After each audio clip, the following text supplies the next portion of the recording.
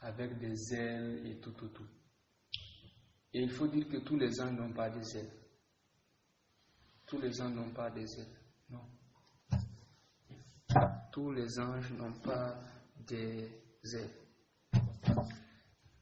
Beaucoup de personnes ont déjà parlé avec des anges, mais sans s'en rendre compte. Beaucoup d'entre vous avez déjà parlé avec des anges, mais vous ne vous en êtes pas rendu du tout compte. Vous ne vous êtes pas du tout rendu compte. Pourquoi? Parce que pour vous, vous voulez à ce que quand vous allez lire la Bible, que l'ange soit, qu'on le montre vêtu de blanc, il brille, la lumière, les ailes sont là, les cheveux dorés ou les cheveux noirs et tout. Mais ce n'est pas toujours ainsi. Nous allons lire un passage, Actes chapitre 12, nous lisons à partir du verset 12. Après avoir réfléchi, il se dit, j'avais à la maison de Marie, mère de Jean, surnommée Marc, où beaucoup de personnes étaient réunies et priaient. Il frappa à la porte du vestibule et une servante nommée Rose s'approcha pour écouter. Elle reconnut la voix de Pierre et dans sa joie, au lieu d'ouvrir, elle courut annoncer que Pierre était devant la porte. Et lui dire, tu es folle. Les chrétiens. Mais elle affirma que la chose était ainsi et ils dirent, c'est son ange. Cependant, Pierre continua à frapper. Ils ouvrirent et furent étonnés de le voir. Ok. Beaucoup de personnes se sont inspirées de ce verset pour dire que ton ange te ressemble, il est comme toi. Oui et non. Oui et non, pourquoi? Parce qu'il n'est pas comme toi. Il n'est pas comme toi, et oui, pourquoi? Parce qu'il peut prendre forme humaine, il peut prendre la même forme que toi. Vous allez voir qu'il peut arriver que tu vois une personne. Des fois, il peut arriver que tu fasses un rêve, où tu vois une personne, tu vois une personne que tu connais, peut-être qui vient prier pour toi, qui est en train de venir prier pour toi, ou qui est en train de venir te guérir ou te donner un message. En réalité, ce n'est pas la personne mais son ange que tu as vu. Ce n'est pas la personne mais son ange que tu as vu. Il est possible aussi que ce soit le Seigneur lui-même qui ait pris l'image de cette personne pour venir vers toi. Pour venir vers toi. Pourquoi? Oui, parce que les anges peuvent prendre forme humaine. Les anges peuvent prendre forme humaine. Et lorsque vous lisez dans la Bible, vous allez voir que très souvent, chaque fois les manifestations d'anges étaient très souvent des manifestations d'hommes. Dans le verset que j'ai lu au départ dans Josué chapitre 5, la Bible dit que quoi? Que il leva les yeux et vit quoi? Il vit un homme. Il leva les yeux et vit un homme. Il leva les yeux et vit un homme. Il leva les yeux et vit un homme. C'est un homme qu'il a vu. Verset 32, on dit Jacob demeura seul. Alors un homme lutta avec lui jusqu'au lever de l'aurore. En réalité, c'est un ange qui a lutté avec lui. C'est un ange qui a lutté avec lui. C'est un ange qui a lutté avec lui. Mais on dit que c'est un homme. Il a pris la forme humaine. Mais en réalité, c'est un homme. En réalité, c'était un homme. C'était un homme. Et toujours, lorsque nous voyons, lorsque Joseph s'est perdu, il était en train de demander où sont mes frères. Il a demandé, on a dit qu'il a rencontré un homme. Il a demandé où sont mes frères. Il ne connaît pas l'homme. Cet homme ne connaissait pas ses frères. Mais il a demandé, l'homme lui a dit, ses frères sont partis. Je les ai entendus dire qu'ils vont à tel endroit. En réalité, c'est un ange que Jacob et que Joseph avaient vu. C'est un ange que Joseph avait vu. Donc, la première manifestation des anges, c'est sous la forme d'un homme. Il peut venir physiquement, il peut venir dans les rêves. Physiquement, c'est lorsque vous rencontrez, des fois, j'ai dit, vous avez déjà beaucoup interagi avec des gens sans savoir. Quand tu rencontres quelqu'un que tu ne connais nulle part, que tu n'as jamais vu, mais qui te vient en aide, qui vient te secourir, qui vient te délivrer du danger. Tu vas penser que c'est simplement bienfaiteur, mais en réalité, c'est un ange que Dieu a envoyé. Par maintenant la forme d'un homme, ils peuvent venir sous leur véritable apparence. Donc, c'est lorsqu'ils viennent tels qu'ils sont pris l'esprit. Et très souvent, quand ils viennent de cette manière, c'est difficile de rester dans leur présence. Parce que vous vous trouvez faible, vous tombez. Parce que même dans l'église, des fois, les gens tombent. Les gens tombent. Ils tombent sous l'onction. C'est difficile de rester dans la présence. Parce que l'ange est venu avec une gloire. L'ange est venu il vient d'un règne où, étant esprit, toi tu es physique, tu as un corps, ton corps physique ne peut pas supporter cette gloire. C'est pourquoi très souvent, quand le Seigneur veut nous amener au ciel dans une visitation, c'est ton esprit, il va avec ton esprit, ton corps lui reste là. Donc, l'esprit est sous leur apparence telle qu'ils sont. Et nous avons un exemple comme ça dans la Bible, dans Daniel chapitre 10, et je vais de là directement entrer sur comment est-ce que tu peux reconnaître quand un ange est là. Quand un ange est là et ce qu'il faut faire.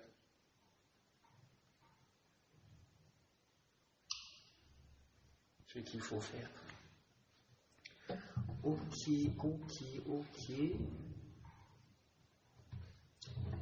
Daniel chapitre 10.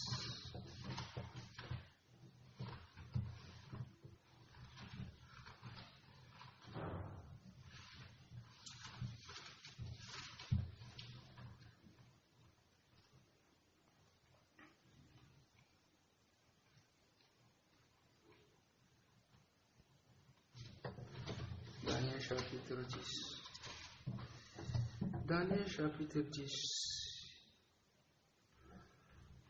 à partir du verset 4. Le 24e jour du premier mois, j'étais au bord du grand fleuve qui est Hiddekel. Voici, il y avait un homme vêtu de lin et ayant sur les reins une ceinture d'or du phase. Vous avez ça, il dit, il y avait un homme vêtu de lin et ayant sur les reins une ceinture d'or du phase. Là, bien vrai qu'il avait un nom, parce qu'il ressemblait à un homme, parce qu'il y a des gens qui ressemblent effectivement à des hommes. Mais la différence, c'est que il était vêtu quoi? Il n'était pas vêtu d'habits ordinaires, comme un être humain normal simplement. On dit il avait sur les reins une ceinture d'or du phase. Son corps était comme de chrysolite. Son visage brillait comme l'éclair. Vous voyez ça? Malgré qu'il avait dit c'était un homme, quand il le voyait, il avait l'apparence d'un homme. Mais il dit, son corps était comme des chrysolites, son visage brillait comme l'éclair. Ses yeux étaient comme des flammes de feu, ses bras et ses pieds ressemblaient à de l'airain poli, et le son de sa voix était comme le bruit d'une multitude. Il dit, moi, Daniel, je vis seul la vision, et les hommes qui étaient avec moi ne la virent point, mais ils furent saisis d'une grande frayeur et ils prirent la fuite pour se cacher. Je restais seul et je vis cette grande vision. Les forces me manquèrent, mon visage changea de couleur et fut décomposé, je perdis toute vigueur. Vous voyez ça? La gloire avec laquelle l'ange était venu. Quand vous voyez même la manière dont on a décrit cet ange, Daniel ne pouvait pas se tenir dans sa présence. Et plus loin on dit,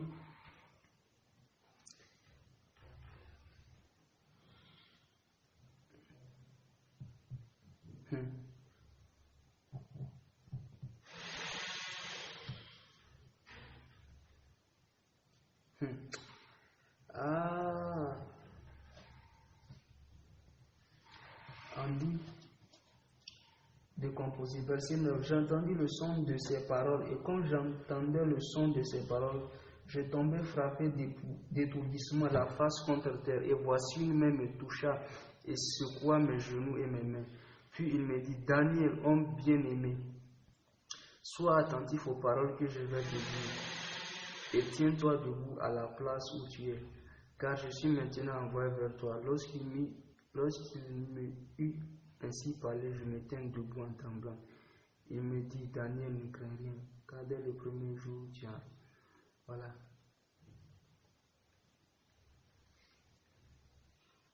Vous voyez ça? Daniel est tombé par terre, il était décomposé parce que l'ange radiait avec une telle gloire. Généralement, si tu vois une telle gloire, toi-même tu vas vouloir fuir. C'est pourquoi, vous voyez, quand ils viennent de cette manière, la première chose qu'ils disent à la personne, qu'ils vont te dire, c'est ne crains point. Vous allez voir ça. Même quand il a vu, l'ange est venu voir, mais il a dit quoi? Ne crains point. C'est ce qu'ils disent. Parce que quand tu les vois dans cet aspect-là, ce n'est pas qu'ils sont effrayants, mais tu as peur, une telle gloire, tu es incapable de supporter ça. Lui, son corps s'est mis à se décomposer. C'est pourquoi je viens dire que des fois, quand il vient dans l'église, quand il touche les gens, il y a certaines personnes qui tombent. Certaines personnes qui tombent et tout. Maintenant, ce qui est intéressant, c'est que vous allez voir que on dit, Daniel, lui, il les a vus. Donc, il est possible de voir les anges. Il n'y a rien d'étrange à cela. Tu peux voir les anges en vision. Tu peux venir par une apparition physiquement, tu peux les voir. Il n'y a rien d'étrange à cela. Bien aimé, il n'y a rien d'étrange à cela. Il n'y a rien d'étrange à cela. Donc, si quelqu'un dit je vois les anges, il ne va pas dire qu'il dit n'importe quoi. Pourquoi quelqu'un peut dire qu'il voit des démons ou un sorcier qui voit des démons, un esprit qui voit des démons, mais quand un chrétien dit voir les anges, c'est un problème. En quoi c'est un problème? Donc, c'est Daniel qui a vu les anges. Mais le verset 7 dit, moi, Daniel, je vis seul la vision. Il est le seul à voir. Et les hommes qui étaient avec moi ne la virent point. Ils n'ont pas vu l'ange. Mais ils furent saisis d'une grande frayeur. Et ils prirent la fuite pour se cacher. Ils ont fui. Ils ont fui. Pourquoi? Pourquoi est-ce qu'ils ont fui? Vous savez pourquoi ils ont fui? Parce qu'ils ont remarqué un changement dans l'atmosphère, dans l'environnement spirituel dans lequel ils étaient, dans l'atmosphère, dans l'endroit où ils étaient, ils ont remarqué un changement. Ils ont senti une présence. La différence, c'est que ils vivaient exactement la même chose que Daniel, mais sans la vision. S'ils étaient restés, eux-mêmes, ils allaient décomposer, eux-mêmes, ils allaient tomber. Mais ils ont fui. Ils ont fui. Donc, bien aimés, écoutez-moi. La manière dont nous pouvons connaître qu'un ange est dans un endroit, ce n'est pas qu'avec les yeux. Mais nous pouvons connaître que des anges sont là ici par les autres sens spirituels. Par nos autres sens spirituels. Quelqu'un dit, sens spirituel. Frère René, qu'est-ce que tu es en train de raconter encore? Oui. Nous pouvons savoir par nos autres sens spirituels de la même manière que... Ok. Pourquoi est-ce que... Vous avez déjà vu ça, non? Tu peux arriver dans un endroit infesté d'esprits impurs. Juste en rentrant là, tu sens que l'atmosphère qui est là, tu sens que cet endroit-là, je sens une présence démoniaque ici. Je sens une présence démoniaque ici. Ça, c'est normal pour le chrétien, c'est normal. Il trouve ça normal. Vous voyez, je ne sais pas où est-ce qu'on est allé chercher ça. Comment est-ce que nous en sommes arrivés à rejeter ce qui est de Dieu, mais à nous accrocher à tout ce qui est négatif. Nous sommes tellement habitués à accepter ce qui est négatif que ce qui est positif. Bien aimé, de la même manière que tu peux sentir la présence d'un démon, tu peux sentir aussi la présence des anges. Oh oui. Tu peux sentir la présence des anges. Premièrement, j'ai dit que nous pouvons les voir. Nous pouvons les voir en vision. J'ai dit sous la forme des hommes, quand ils viennent physiquement et te parlent, ou quand tu les rencontres en chemin, ou dans les rêves, ou même physiquement en vision quand tu les vois. Mais en vision aussi, vous savez, tu peux voir des signes de leur présence, pas exactement l'ange lui-même. Des fois, tu peux juste voir une partie. Une partie. Tu peux le voir.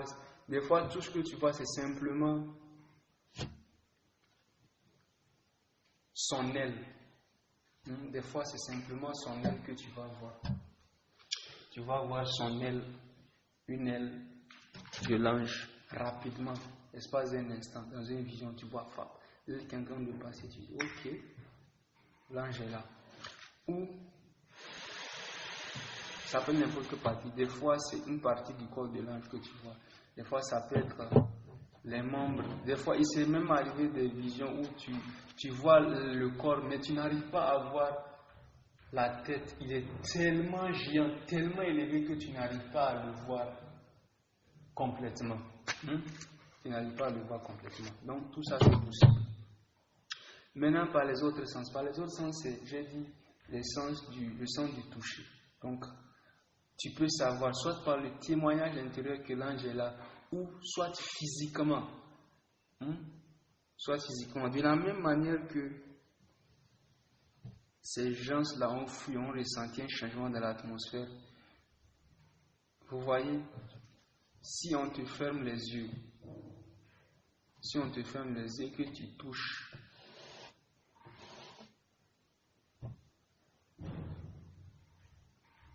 quelque chose, tu peux dire ce que c'est, même sans voir. Tu peux dire que ça c'est telle chose, ça c'est telle chose, ça c'est telle matière. Mais tu ne vois pas, mais parce que tu touches, tu sens.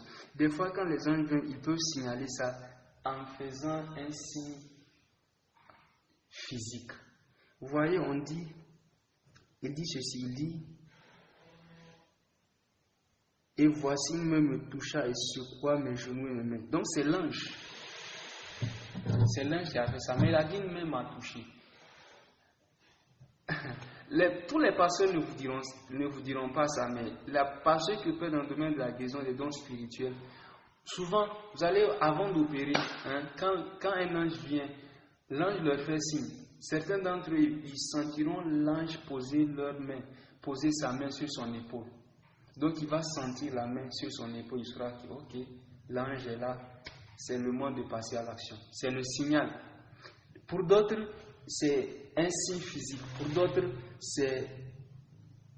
En fait, ce que je suis en train de dire, ce n'est pas une chose qui est... C'est pas quelque chose qui est universel, c'est des exemples. Donc, si je dis ça, ça ne veut pas dire que pour tout le monde, ça veut dire que l'ange est là, non. Pour certaines personnes, c'est l'oreille qui chauffe. Quand son oreille se met à chauffer, à brûler, littéralement. Mais il n'a pas mal, mais l'oreille chauffe. Il sait que, ok, l'ange est là. C'est qu'à partir de ce moment-là, l'ange commence à lui parler, commence à dire des paroles de connaissance. Pour d'autres, c'est les mains qui brûlent. Il sent du feu dans ses mains.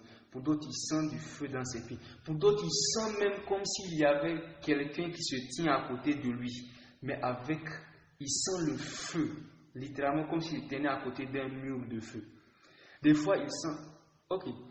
Ça vous est déjà arrivé, non? Des fois, vous êtes debout comme ça. Quand quelqu'un passe derrière vous, vous sentez.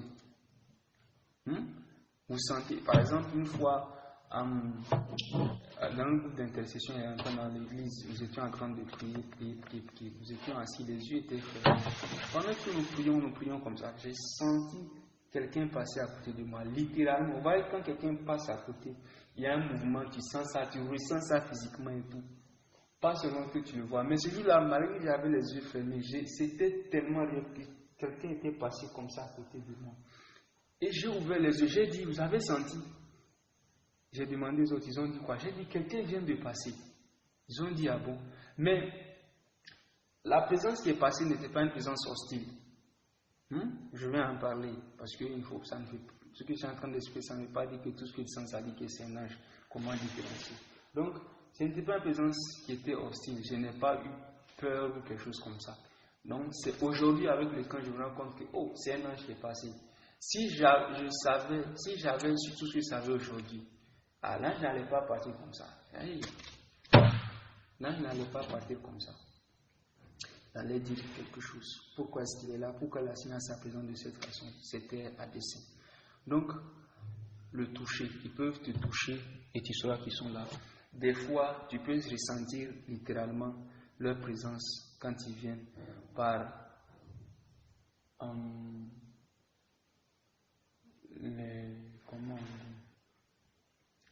ressentir ça comme de l'électricité que tu ressens dans ton corps.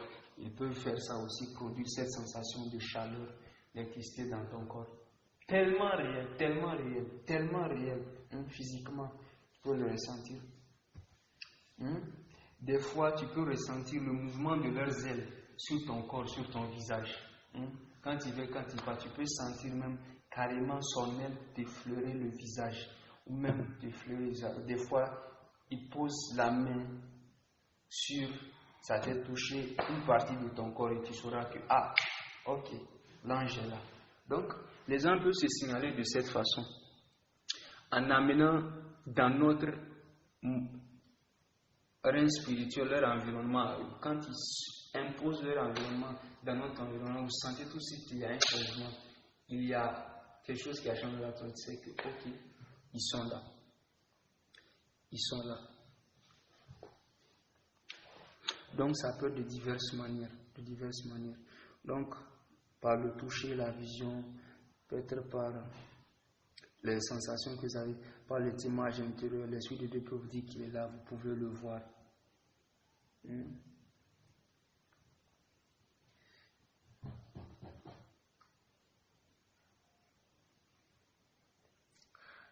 Donc, lorsque vous sentez maintenant qu'un ange est là, ou que vous sentez tout ça, comment être sûr qu'il s'agit d'un ange? Comment différencier qu'il ne s'agit pas d'une présence démoniaque? Puisque la Bible dit que certains ces anges même se déguisent en ange de lumière, n'est-ce pas? En ange de lumière. Comment est-ce que tu sais que, ok, je n'ai pas affaire à un démon ici? La première chose, c'est le témoignage intérieur. Le témoignage intérieur. Lorsque vous êtes mal à l'aise face à une présence qui est censée être rassurante, lorsque vous n'êtes pas en paix, vous n'êtes pas tranquille, votre esprit est irrité face à une présence qui est censée être amicale, c'est que vous n'êtes pas en présence d'un ange. L'ange, quand il vient, vous pouvez, à son aspect, vous pouvez avoir peur. Mais lorsque c'est un ange de Dieu, la première chose qu'il fera, c'est qu'il va vous rassurer, il va vous dire ne crains point. Ne crains point. Ensuite, s'il arrive qu'il donne un message, son message ne va jamais contredire la parole de Dieu. Jamais. Jamais contredire la parole. Donc si vous voyez un ange, ce qu'a Paul dit que même si un ange venait à vous annoncer un évangile autre que celui que nous avons prêché, qu'il soit anathème. Donc si cet ange-là vient et vous dit que commence à vous prêcher des choses qui ne sont pas dans la Bible, vous prêchez un autre message, vous introduisez un autre livre, vous dites que j'aimerais t'initier à quelque chose, voici le livre qu'il y a, tu sais que tu es en présence d'un démon qui est déguisé, qui se fait passer pour un ange. Qui se fait passer pour un ange. Le témoignage intérieur, la sensation que vous avez, vos impressions. Quand l'ange vient, puisque d'où il vient, le règne d'où il vient, c'est un règne qui vient avec la paix, la joie, qui vous fortifie. Il va vous fortifier, il va vous lever. Et lorsqu'il va partir, il va vous laisser avec la foi. Son apparition va laisser la foi dans votre cœur. Son apparition, sa présence va vous fortifier. Va fortifier votre esprit. C'est ce que sa présence va faire. Et une chose que vous pouvez faire aussi, c'est de demander à Dieu. Quand vous voyez, Seigneur, est-ce vraiment ton ange? Seigneur, rassure-moi. Seigneur, je veux être sûr que c'est toi. La Bible dit, n'accordez pas foi à tout esprit. Éprouvez-les pour savoir s'ils sont de Dieu. Dieu ne t'en voudra pas si tu veux être sûr. Dieu ne t'en voudra pas si tu veux être sûr. Dieu ne t'en voudra pas si tu veux être sûr. Donc, par le fait de demander à Dieu si c'est vraiment son ange. Donc, à part le fait de demander, maintenant, tu peux aussi demander à Dieu qu'est-ce que l'ange est venu faire. Quand tu sens la présence d'un ange, c'est comme ça que nous accueillons leur ministère. Quand tu dis, ok, je suis là maintenant et je sens qu'un ange est arrivé maintenant, ma réaction d'abord c'est de dire, Seigneur, cet ange, que vient-il faire? Vous voyez, des fois Dieu peut nous assigner un ange spécifiquement. Chaque fois que cet ange vient, il vient faire une chose. Maintenant, vous pouvez tellement vous habituer à lui que quand il vient, vous savez déjà que quand cet ange est là, c'est qu'il va se produire des guérisons, des miracles. Vous savez que c'est ce que cet ange a fait. Donc, quand vous sentez la première chose, Seigneur, qu'est-ce que cet ange est venu faire? Seigneur, quelle est sa mission? Seigneur, l'as-tu envoyé pour elle? Est-ce qu'il a un message pour moi? Ou quand vous le voyez, beaucoup de personnes ont des expériences incomplètes. Beaucoup de personnes, leur témoignage se limite à « j'ai vu un ange ». Ok, tu as vu un ange et après, qu'est-ce que l'ange a dit? Qu'est-ce que l'ange a fait? Qu'est-ce que l'ange a montré? Ça ne se limite pas là. Chaque fois que Dieu envoie un ange, c'est pour faire une chose. Soit pour guider les hommes, soit pour amener une direction, soit pour prévenir, soit pour mettre en garde, soit pour faire quelque chose. Donc si l'ange, par exemple, qui a été envoyé est venu pour pouvoir annoncer un message, ou il est venu pour peut-être amener la guérison, quelque chose. Si tu dis, Lord, Seigneur, l'ange est là pourquoi? Qu'est-il venu faire? Quand tu commences à prier en langue, tu pries en langue, tu es en train de prier le Seigneur. Et quand le Seigneur te dit, par exemple, que l'ange est venu pour appeler la guérison, tu dis, ok, oh Seigneur, ta réaction c'est quoi? C'est maintenant de recevoir son message. Qu'est-ce que tu dis? Seigneur, je reçois maintenant la guérison au nom de Jésus. Seigneur, je déclare la guérison au nom de Jésus. Ou si c'est dans une réunion maintenant, tu vas annoncer ça au nom de Jésus. Où tu dis, le Seigneur veut guérir maintenant, le Seigneur est venu guérir. Dès que tu dis ça, tu es en train de donner le feu vert pour l'ange d'opérer. Qu'est-ce qu'il va faire? Il y a un pasteur, le pasteur Shola Livingstone. Une fois, il a eu une apparition, un ange qui est venu physiquement, et l'ange était venu lui annoncer les prochains, un changement de saison, la prochaine étape dans son ministère. Donc, quand l'ange avait fini, l'ange allait partir. Et il a demandé à l'ange, mais n'as-tu pas un message aux saints? Donc, il parlait des autres chrétiens. Et l'ange lui a dit, dis aux saints de nous permettre d'exercer notre ministère dans leur vie, qu'ils ne peuvent pas le faire tout seuls. Vous entendez ça? De nous permettre, parce que tu peux bloquer l'œuvre de l'ange. En fait, ton ange peut rester même inactif. Ton ange peut rester inactif. Ton ange peut rester inactif. Donc, comme j'ai dit, tu annonces et l'ange va se mettre en œuvre. Mais aussi une autre façon de bénéficier de leur ministère, c'est au travers du parler en langue. Quand vous parlez en langue, la Bible dit que Paul dit, quand je parlais la langue des hommes et les langues des anges, si je n'ai pas l'amour, je suis un airain qui résonne, cymbale qui résonne. Donc il y a aussi les langues des anges. Quand vous mettez après les anges, vous êtes en train de donner des instructions, vous êtes en train de communiquer, de déclarer la parole de Dieu. Les anges vont surfer sur cette parole pour pouvoir agir dans votre faveur. Parce que vous parlez leur langue dans ce moment-là. Une autre manière aussi d'engager le ministère des anges, c'est lorsque vous priez. Quand vous priez, vous dites, par exemple, dans le combat spirituel ou dans une situation, vous pouvez dire, Père, maintenant, j'engage le ministère des anges au nom de Jésus. Père, je prie au nom de Jésus. Déploie tes anges maintenant dans cette situation. Déploie tes anges au nom de Jésus. Seigneur, que tes anges combattent en ma faveur dans cette situation, dans le nom de Jésus. Seigneur, je libère les anges maintenant au nom de Jésus, qu'ils libèrent la voix maintenant au nom de Jésus. Vous voyez, tu n'es pas en train de prier les anges, mais tu es en train de prier le Père. Vous avez fait attention à prier, Père au nom de Jésus. J'ai dit au nom de Jésus, Père, envoie tes gens maintenant. Père au nom de Jésus, envoie tes gens. Je les envoie au nom de Jésus. Pas que je suis en train de prier les uns pour dire, oh ange, venez, faites ce.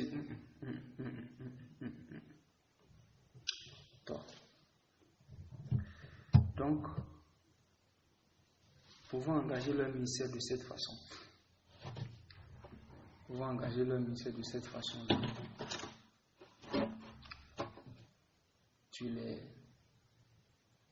Tu pries comme ça, vous allez voir que les anges vont intervenir, vous aurez beaucoup plus de résultats plus rapidement et plus facilement.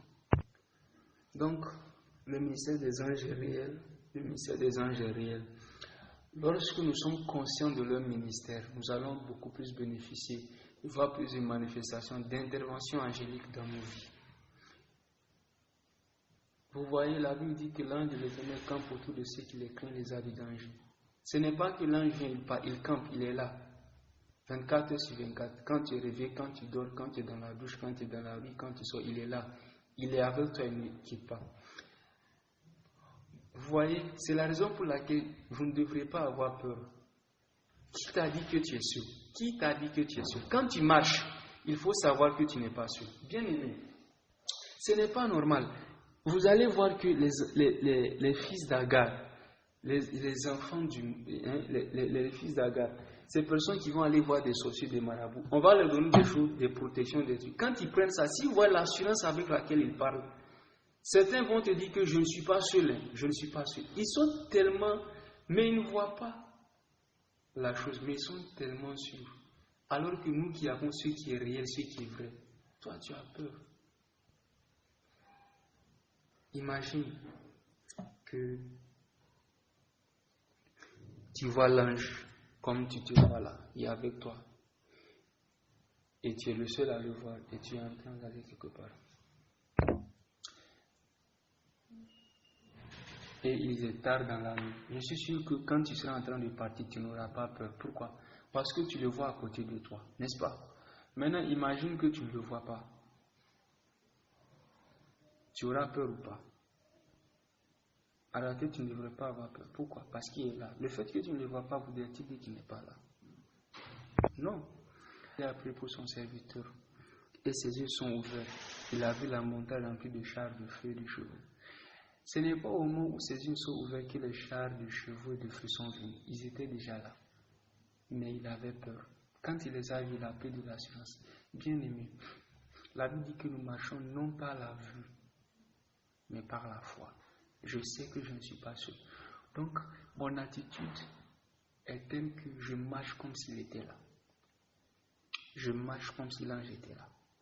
C'est une façon d'engager son ministère. Quand tu fais ça, tu montres à l'ange que, hey, je compte sur toi. Hein.